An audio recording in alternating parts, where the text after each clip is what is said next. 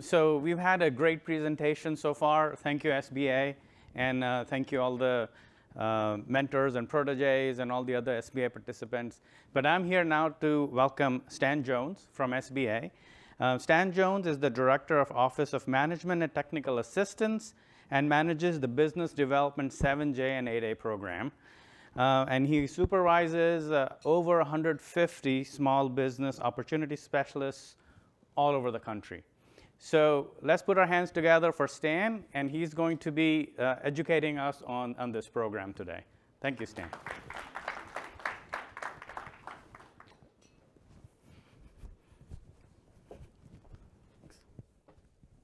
Thank you, Sumit. Appreciate that introduction. Oh, man, it's nice to be here. I definitely want to thank Sunday for this invitation. I know we participated with him last year, and it's just an honor to be able to come and be in person. I was telling Antonio as I was sitting there, I haven't seen him in 20 months. This is the first time I've seen him. So it's good to kind of get out and to be amongst friends and to be amongst this amazing organization, Tide DC. And again, I'm honored to be here. I thought I was going to have like a podium to talk, but that's okay. I can sit down and be comfortable. Y'all okay with that, right? Yes. So.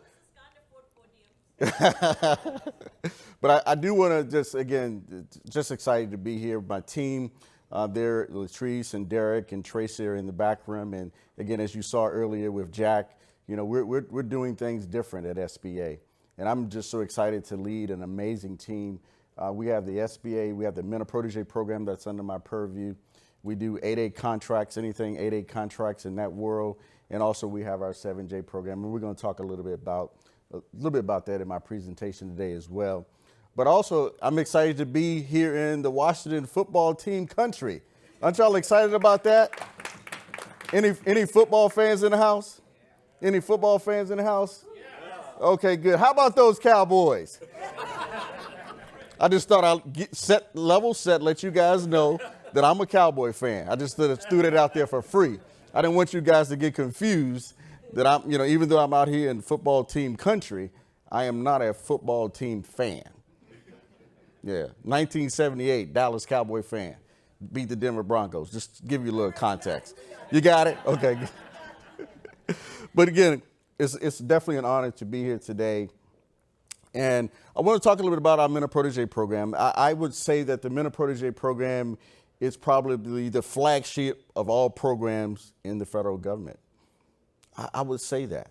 And I know you would say, well, no, it's the 8A program, it's the women-owned program, it's the Hubs-owned program, it's all those other programs. And yes, those programs are great. And I work in that 8A office. But the Mentor-Protege program does something so unique that no other program does. It allows two companies to come together to form a relationship and then compete for opportunities where one may not have the capacity, the skill, or the ability to perform, or where the other doesn't have the ability to play in that marketplace. I mean, what other program does that? I'm not aware of any. So it's a great program, and today I'm going to just share a little bit about what we're doing and some of the new changes that have taken place within our program over the past 12 months. Some exciting things have happened on the past 12 months. And in November 16, most of you already know, we merged, as Antonio spoke earlier. He kind of put me on the spot earlier, calling my name out twice. I'll let him know that later. But as you know, our program merged, the 8A program. It was started in 1998. It's the flagship of all Mentor-Protege programs across all federal government.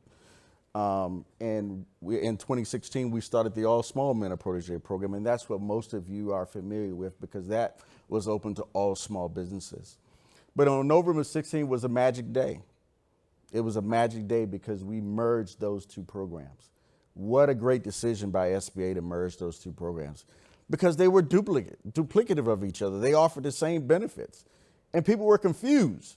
Do I get in the 8A program, Mentor-Protege program? Do I get in the all-small Mentor-Protege? What do I do? Do I talk to the district office? Do I talk to headquarters? And we said, hey, this doesn't make sense. Why are we duplicating efforts? We merged those programs. It was the greatest thing that SBA that has ever done. And we're going to give you some statistics in a little bit about what has happened since November 16, 2020. And even most recently, I was serving as the acting director of the Mentor-Protege Program, and on September 20th, that program actually merged into the Office of Management and Technical Assistance. So now in my office, I have the Mentor-Protege Program branch and I have the Technical Assistance branch. So you can give me a hand for that. Thank you so much. I appreciate that. So we're really excited. Again, a small, very small team, mighty team, but a very dedicated team to making sure we're taking care of those small businesses that need our assistance. Again, I want to just talk about what's the purpose of our program. Again, we're there to enhance the capabilities of the protege. This is a protege-driven program, not a mentor-driven program. You know, sometimes we get it twisted. The mentor says, oh, okay, it's all about me, but it really is all about you, the protege. How can we make you better? How can we make you effective? How can we make you more competitive in the marketplace? Whether you're in the 8A program or any other small business program, we want you to be able to compete and we want you to be able to sustain that. As Sunday talked about earlier, these businesses they're flaming out at 10 years. Well, this program is going to help stop you from flaming out, because not only are you able to have 2 Mentor-Protege agreements lifetime, but they're up to 6 years. So that's 12 years of life that we've given you. So add the 12 years on the 10, that's 20 some years. So that is our goal. We want you to be sustainable and be competitive in the marketplace. Again, we're looking at your business plan. Even though some of that has changed in our new regulations, we don't require a business plan. But every business should have a business plan. What's your roadmap? Where are you headed? Where are you going? What are your short-term, long-term goals? Have those business plans, because that's going to help you meet those objectives, whether it's personal objectives or business objectives. And again, it's going to improve your ability to compete on federal contracts or contracts in general, because you're going to leverage the experience, the know-how, the ability of your mentor so that you someday can become a mentor. That's what you're going to do. You want to be able to give back just as someone has given to you. So again, we've talked about our rule change. Again, we merged our 2 programs. We don't call it the All Small Mentor-Protege Program anymore. We don't call it the 8A Mentor-Protege Program. We just keep it very simple. It's the SBA Mentor-Protege Program. That's it. We don't need to add anything to it. And there were a lot of changes that happened on November 16th. We included an annulments clause. We included a no competing offers clause. Port firms that are located in Puerto Rico, we've added that. Substitutions and no reconsiderations. So these are some of the highlights that I want to talk about that we've added to our program. Let's talk about annulments. What does that mean? One of the things we heard from industry was, they were in these relationships and they just went south. And that happens sometimes. And it happens because, a lot of times, is because the proteges and the mentors go into those relationships for the wrong reasons. They go into those relationships looking for contract opportunities. How much money can I gain personally through those relationships? They're not going into those relationships looking for how can I better position my company for success. And so when we used to have our Mentor-Protege conference, I don't know if any of you that have ever attended one of our Mentor-Protege conference. We did that for about 5 years, and we started that in 2015 under the leadership of Jackie Robinson Burnett, who was then the AA for Office of Business Development, for those of you that know her. And we started that conference to really educate industry, those proteges and those potential mentors, because in that context, we were saying, hey, you want to, court and date before you get married. I don't say married anymore, because a marriage is a covenant relationship. And when you enter in a Mentor-Protege agreement, that's not a covenant, that's just a contract. So I don't say married anymore, but you're entering in a relationship, a contractual relationship, and you want to make sure that relationship is solid. You don't want to get for the lack of a better word, a divorce. Well, we've allowed you to have annulments, which is like getting a divorce. It's not a good thing for our program, but it's necessary for our program, because some relationships just do not work. And who gets penalized? The protege, because a mentor can have 3 at one time and there's no lifetime limit. for the mentor. But the protege, there is a lifetime limit. There's 2 lifetime. And I mean, in your life of your company, you can only have 2 as a protege. So what we're saying is that within 18 months, relationship going south, even if you've provided some assistance, you pretty much can come to the SBA and say, hey, I want this relationship annulled. And we're going to say, okay, fine, no problem. We'll document the file. And now that does not count against your 2 lifetime. It's a big change for our program. And it's helped, and we've done several annulments since this rule has been put in place. That's a plus for the proteges. That is a plus for the proteges. No competing offers. Again, that was a big change, and I know people are talking about that, and those that bid it on GSA Stars too, and they got all those emails and stuff. My name was probably on some of those emails. Y'all were emailing me. But we don't want mentor-protege relationships competing against each other. One of the things that we check in before we approve an application is, will there be competition? So if there's a mentor that has multiple relationships, we want to guard against competition. We don't want you pitting this relationship against this relationship and trying to, for lack of a better word, corner the market. We don't want you to do that. We want you to focus on that particular protege and give that protege all it needs to be competitive in the marketplace. So we look at, when that application comes in, is it in the same NAICS code? Is there potential for competition? And we may decline it because of that. But you may be in the same NAICS code, and one firm is in California, one firm is in DC. You're in 2 different geographical areas, and the likelihood of competition is slim. So we may approve that. But we don't want that. We don't want competition.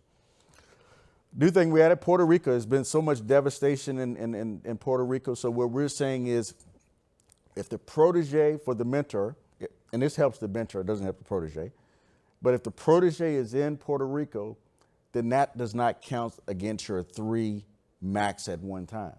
So in theory, a mentor could have 5 mentor-protege relationships at one time. 5, that's pretty impressive, as long as those 2 are in Puerto Rico. So again, another significant change. Again, substitutions, we're allowing for substitutions for you to switch out your mentor. Very smooth, easy process.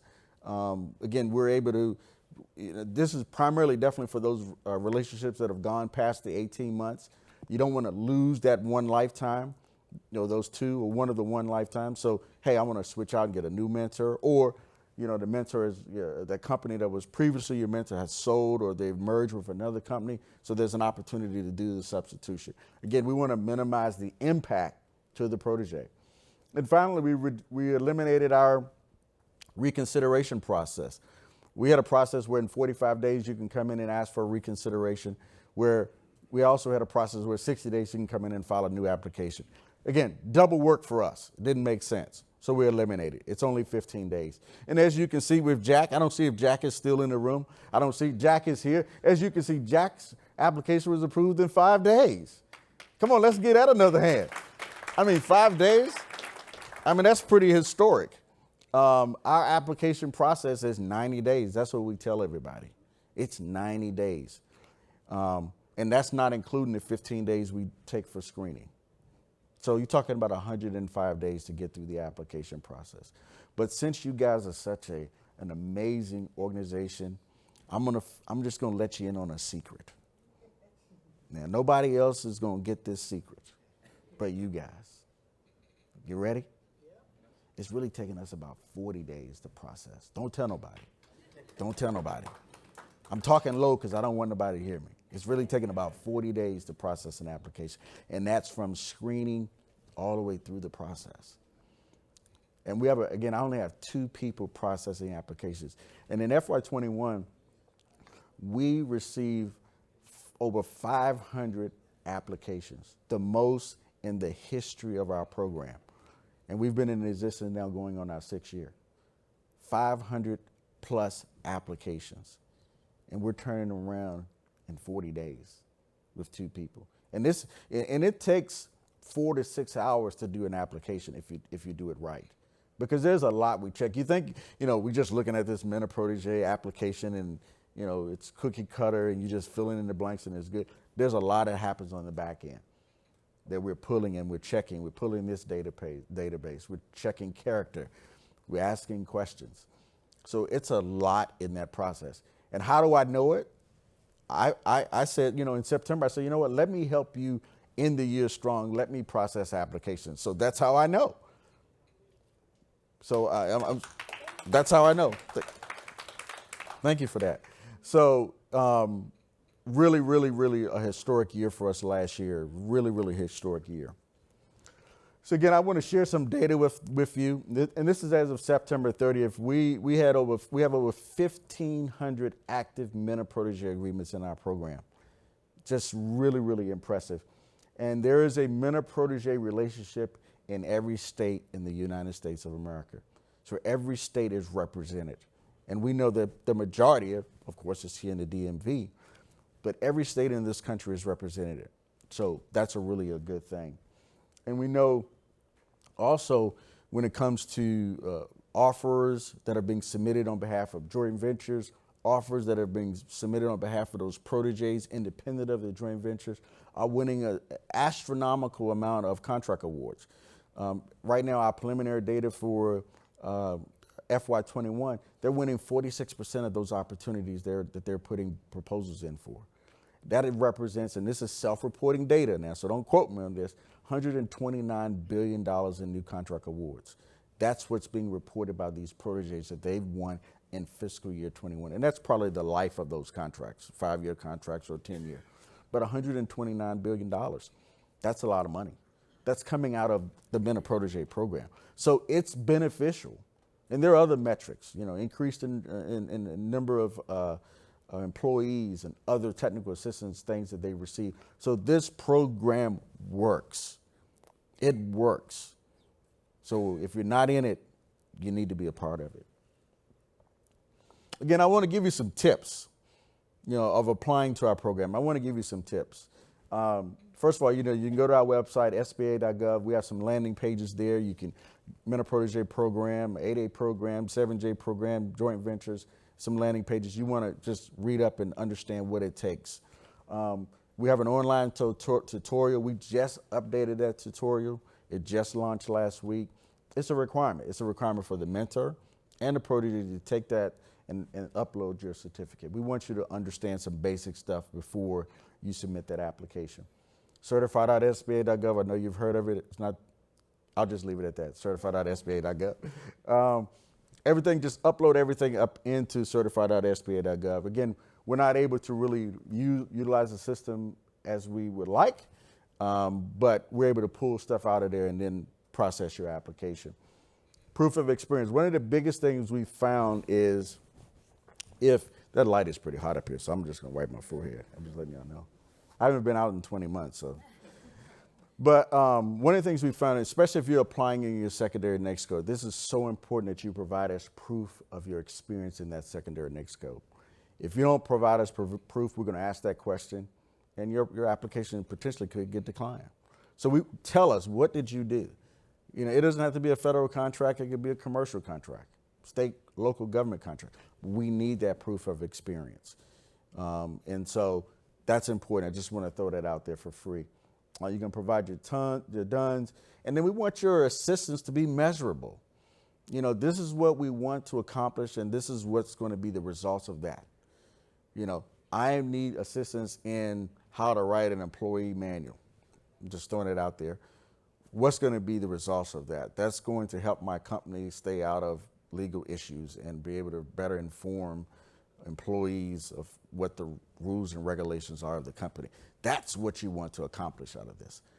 That's what we're looking for. If it doesn't say that, or it's a if it's a copy of a Mentor-Protege agreement that you have with another company, it's probably going to get declined because that other company is already providing you those services. So those things that we're looking for when we look at those relationships as well. Again, I'm going to talk lightly on joint ventures. As you know, a lot has happened with joint ventures. SBA doesn't process joint ventures anymore unless they're for sole source. We don't even look at them. So that's a new rule. So sole source joint ventures we look at, competitives we do not. We used to for 8A. Thank you. That is a big deal.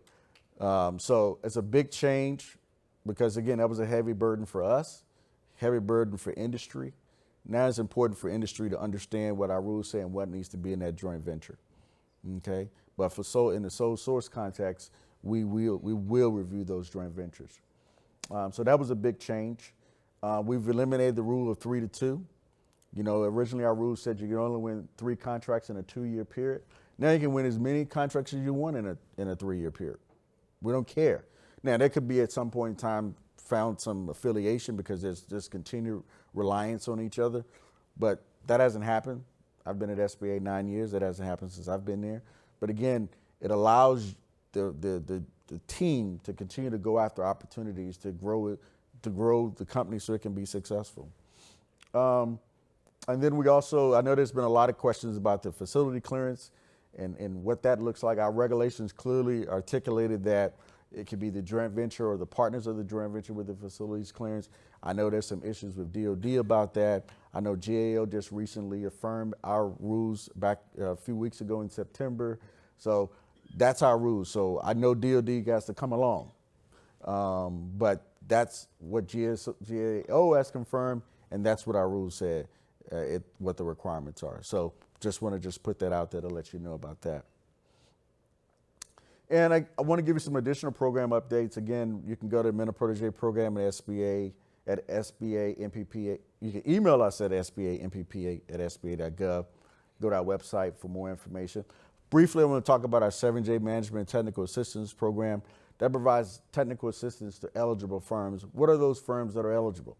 8A firms, HUB-zone small business firms, economically disadvantaged women-owned small businesses, businesses that are located in high unemployment areas, and businesses that are owned by low-income individuals. You can take advantage of the free training. Last year, again in FY21, another historic year, we trained over 11,000 businesses, individual businesses through our program. We only have a small portion of money to do that, but we have grantees and we have contractors that are delivering those services throughout the country. And they're doing a tremendous job helping those firms to be successful. One of our firms, and they've only trained about 300 businesses in FY21, but they've created thousands of jobs through that training and over $2 billion in new revenue through those 300 firms. So that training is working. And we just launched last year, it'll be a year coming up in November, our Bid Speed. Bid Speed 2 is a market intelligent tool. Again, you've heard some of the procurement officials talk earlier about responding to RFIs, responding to RFQs and sources sought. It's so important because that shapes the agency and their market research and their strategy on how they're going to procure. So one of the things we do with our Bid Speed tool, not only it forecasts and tell you the opportunities that are coming out, but it also allows you, we give training through that tool, and it also allows you to directly respond to RFIs and sources sought directly through that tool.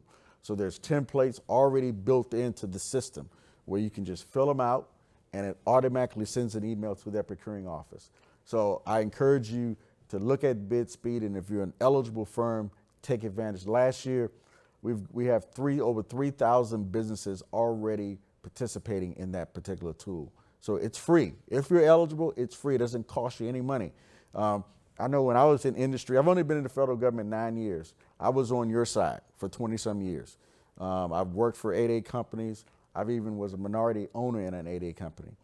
So I understand what it feels to be on that side. And we didn't have this type of tool.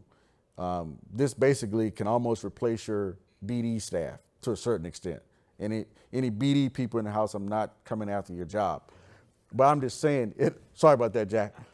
But it does some real good mining of information that you need for forecasting.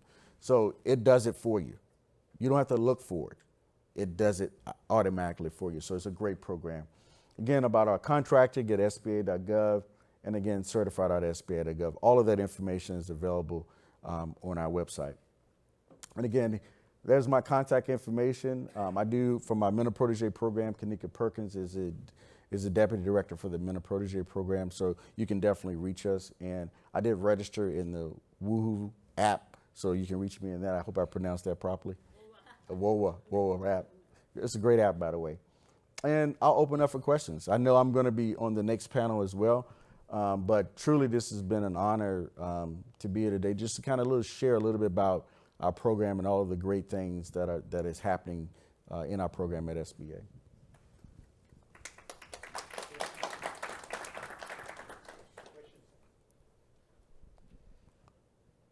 Thank you, sir. Thanks Thank for you. that great insights and that metric you mentioned about the 40 days. It'll be very, very helpful when we plan our MP side of it, our work. The question I have is about the GSA Polaris vehicle, which is the best-in-class vehicle that the GSA is going to put out sooner. It's about the facility clearance part of that contract. So per the GA ruling, the JVs can use it. One member of the JV can, and we should be good. But right now, there's no clarity from GSA about it.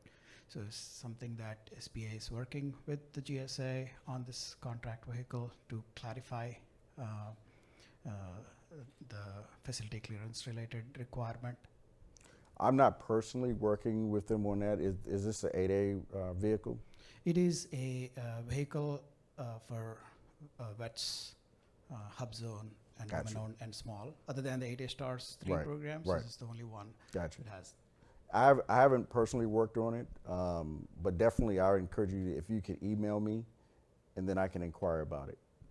We have a great relationship with GSA. Again, we work with them with Stars 3 and doing their DOEs very closely, so we can definitely try to reach out to them just to make sure that there's an understanding of what the requirements are based on our regulations. And if I may add, later today we do have the GSA Polaris program manager Awesome. who will be on the panel also. But yes, you can Awesome. ask that. I have a question here. Good morning, Mr. Jones. Good morning. Thank you for very nice explanations. I have a very basic fundamental question. If somebody just starts a new business, what is the right time to look for mentors? Is it right away when you don't have any revenue, or is it once you build up some track record? What would be your suggestion? Well, I want you to hold that question, because there's a panel coming right after this, and there's going to be some teams there, and I'm going to be there, and I think that would be a great question for those that are in actual mentor-protege relationship. If you could just hold that question for that Thank time. you. You forced me to cancel my conference call. I'll have to stay here. Exactly. No problem. Mr. Jones, thank you so much for your time. 2 questions. The first one is, as you look ahead at MPP, are there changes that you see coming ahead, and can you share those with us? And then the second question is, should I start Zach Prescott this weekend? I must say that last question for last, because that's a great question.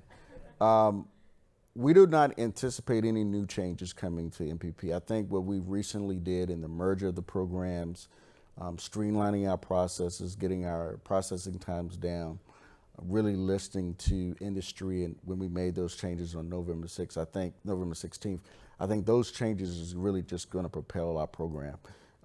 As we see with, with 500 applications. So the interest is there.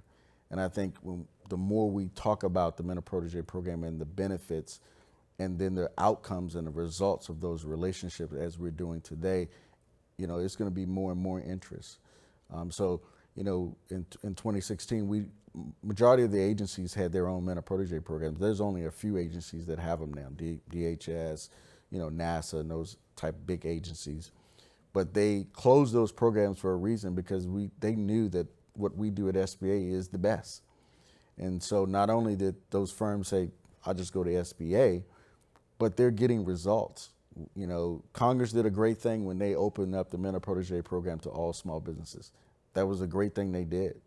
And now, even with all of the changes and category management and all these things, being able to be in a relationship, in a partnership where you can get excluded from affiliation and now compete in the marketplace where you're no longer eligible or you don't have the capacity, I mean, that's just a win-win.